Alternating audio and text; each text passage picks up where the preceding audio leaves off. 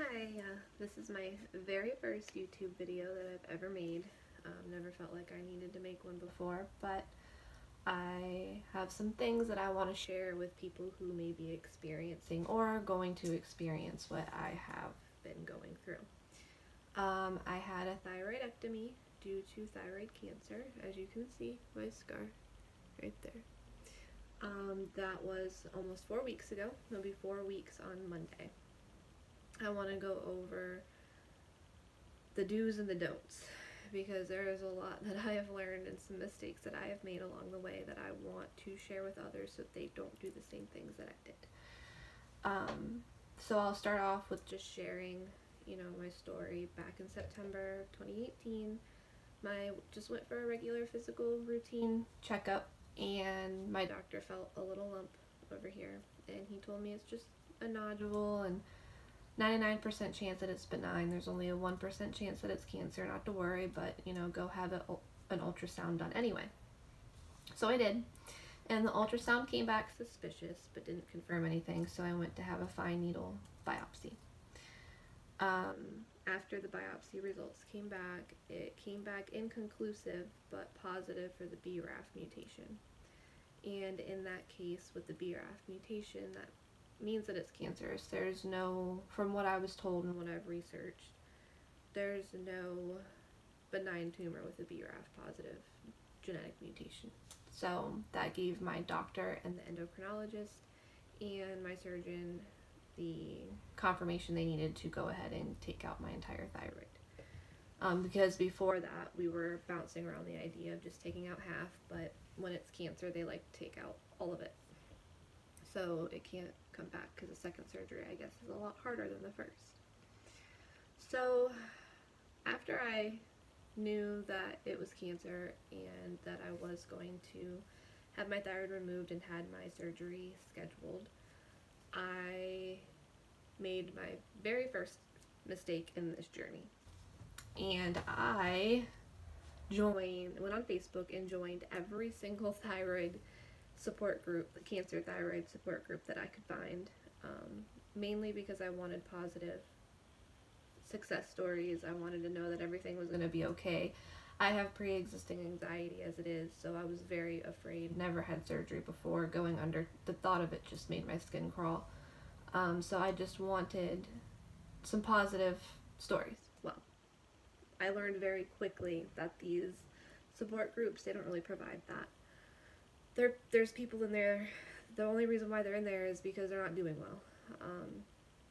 And so I started obsessing and reading every single person's miserable story about how it's been 10, 15, 20 years and they're still miserable and they still feel awful and they've had reoccurrences and this and that and this happened, and I mean the list goes on and on and on, where I've gained 100 pounds, or I can't get out of bed anymore because my depression's so bad, or I just constant panic attacks. And that's what scared me, because I used to have severe anxiety to the point where I couldn't even leave my house, and over the years I've gotten to the point where I had my life back again. So I'm like, oh my god, like I don't want to go back to that place.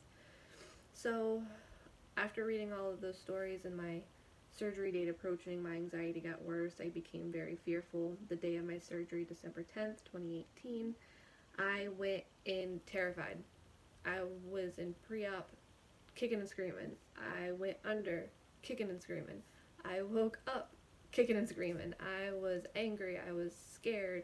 I did not want my thyroid out. I knew that it had to be done, but I didn't want it. I didn't want my life to change. I didn't want to be miserable like these people that I read in these support groups and Google and forums and all of that. I didn't want that. I just wanted to keep my thyroid in there, and I hated facing that reality. So going into those support groups was the first mistake that I made. Second mistake that I made was going into surgery with an awful mindset, a very negative, dark mindset, and there was no positivity in me at the time. When my surgery was outpatient, so I got out of surgery, I believe at, I want to say it was 11:30 in the morning. It started at 9:30, and I left at 7 o'clock at night. I went to my mom's where she helped me. She took care of me, you know, with things that, you know, with the neck, I couldn't really move it around a lot. There was a lot of tightness, a lot of pain. So she helped me with, like, you know, bathing and just to keep an eye on me to make sure that everything, and take me to appointments because I had to have blood work quite frequently to check my calcium levels and all of that afterwards. After that, I went home, and that's when the anxiety started to kick in. It was like, as the pain, the physical pain subsided, the mental stuff really started to go into overdrive, and instead of trying to deal with it in a positive way and recognizing that, you know, this is anxiety, I've been here before, I immediately thought something was wrong with the medication that I was on, or my body's failing me, you know, things like that. So I'd be on Google. And I would Google and Google and Google, day and night, all day, every day, 24/7, from the moment I woke up till went to bed. I was on Google. I was on these forums. and I was comparing all of my symptoms to what these people have been feeling and going through, and trying to get their advice and what's normal, what's not normal, you know, what can I do to fix this, what can I do to fix that, you know, is it the medication, is it my mind, like, I overloaded myself, and this went on for a couple of weeks. And everybody was giving me all sorts of different, you know, insights. Some say, no, it never gets better. Some say, just give it time and it'll get better, but you need to do this. Or, you know, you need to have this test done. You need to eat this way. You need to do this. You need to, and some people are like, no, don't listen to that person's advice. Listen to my advice. And my head would spin.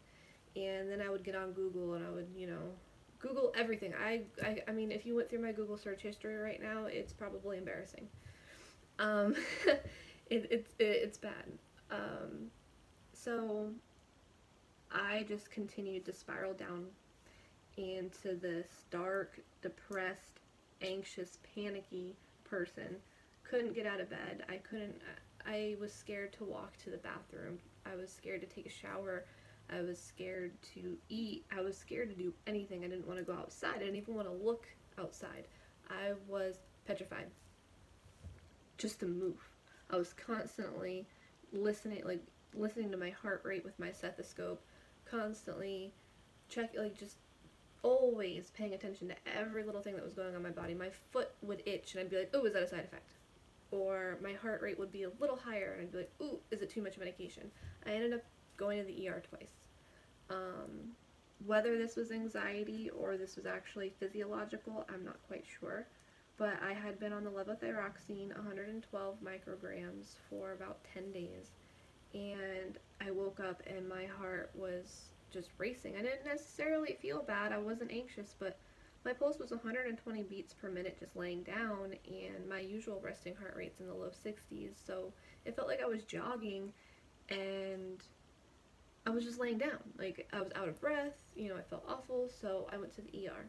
And at the ER, you know, they couldn't really find anything wrong. They did emergent, you know, as far as with my heart and all of that. They wanted me to have a CT scan done. I refused it because at the time I didn't want to believe that I could have had a blood clot in my lung, or this is my thyroid. This was the medication. I was convinced, like, they overdosed me, you know, this isn't right. They gave me some Ativan and I went home not feeling not feeling reassured at all. And then the next day it was the same thing. So I called my endocrinologist and she told me that I needed to go back to the ER to have a CT scan of my lungs to make sure I didn't have a blood clot in there. So of course I was freaked out. And I went back and the CT came back negative. All my blood work was fine. Everything was fine. So my endocrinologist told me, she said, you know, stay off of, in my primary, I've been working very closely with my primary too. He's awesome. He's integrative. And he's who I've been going through from now on. He's kind of not, the endocrinologist really doesn't play a huge role in my medications anymore. He switched me to natural thyroid, nature thyroid, which is similar to Armour. I don't know if you guys are familiar with it or not, but he strongly believes in it, so that's what I've been on. However, I had to take a beta blocker for a couple of days to get my heart rate down, but then things started to go back to normal after I stopped taking the medication for a few days and then resumed. Felt bad. Still had anxiety, was still Googling like crazy. But those things kind of simmered down, but I was always on guard, always on edge. And waiting for the next bad thing to happen. I was just anticipating over and over and over again, you know, what's going to happen, you know, in 10 minutes, what's going to happen in an hour, how am I going to wake up? So that negative thinking, that catastrophic thinking is what led to what happened next. So I ended up having to call my primary, his on-call service. I think it was New Year's Day. And I told him I'm waking up with this gut-twisting, wrenching anxiety. I can't slow my thoughts down. I honestly feel like I'm going to go insane and I need to admit myself to a mental hospital. And he said, all right. And he was like, this is what we're going to do. He was like, you're reading too much into this. You are in these forums. You're this, that, and the other. I currently was taking a low dose of anxiety medication, 0.25 milligrams of Klonopin, which is like a freaking aspirin. But I've been on it for years and I was slowly tapering down. But when I found out, you know, about the thyroid cancer, my doctor told me to stop tapering and just kind of stay where I'm at because I may need it. He told me to take 2 milligrams, so 8 of these tablets, and sedate myself. He says you need your mind to shut off. You need to sedate yourself. So I did it. And in this sedated mindset, when I laid down and I was actually finally, for the first time I think in weeks, able to relax, I kind of had an epiphany. And I had realized that my toxic thinking, my obsessing over people's stories and comparing them to me and being afraid that that's how my reality was going to be is what brought me here. That it wasn't the lack of thyroid, that it wasn't the medication. Yeah, I could have been feeling things, you know, related to that, you know, being more tired, being a little more on edge or jittery, you know, changes in my body in general, but for the most part it was up here. And I fell asleep, and when I woke up is when everything changed. I started to meditate twice a day. I still do. I take 2 baths a day with lavender and Epsom salt. And with those 2 things alone gave me the motivation to actually get out of bed and like go outside and go for a short walk or do some laundry or unload the dishwasher and load the dishwasher, cook a meal for myself, you know, clean up a little bit, you know, just do things that I was terrified to do prior. And then when I did those things and I realized that nothing bad was happening to me by doing it, it just motivated me to do more and realize that, you know, my mindset had everything to do with it. And I'm not, like, today I woke up with that same, you know, gut twisting anxiety and made me want to throw up, but I immediately just self-talked myself, you know, I acknowledge that it's there. It's not going to hurt me. I felt this before. It will pass. It's a normal. It's not dangerous. I got up, sat out in the sun on my back porch, did some deep breathing, took a bath, and it went away. And I feel okay. So, the moral of this story, and I hope that a lot of people that are preparing to go through this or are going through this currently, is get rid of those negative thoughts. Allow yourself to feel the fear, but don't consume yourself with it. Fear is normal, fear is natural, fear is okay, but when you consume yourself with it and let yourself just be riddled with it, that's when it becomes unhealthy. So recognize, yeah, I'm afraid, but also in the same sentence say, I'm afraid, but I'm going to get through this.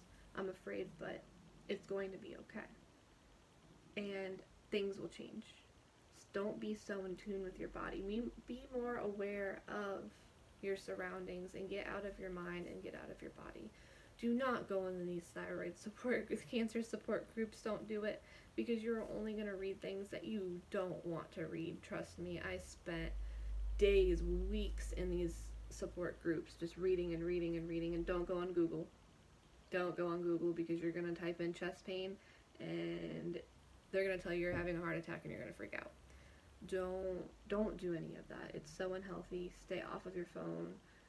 Just be within yourself and heal yourself, because I am now a true believer that we can heal ourselves. Yes, the medication adjustments and all of that, you know, it's going to take time, but to cope with all of those side effects and those adjustments, is the key is up here.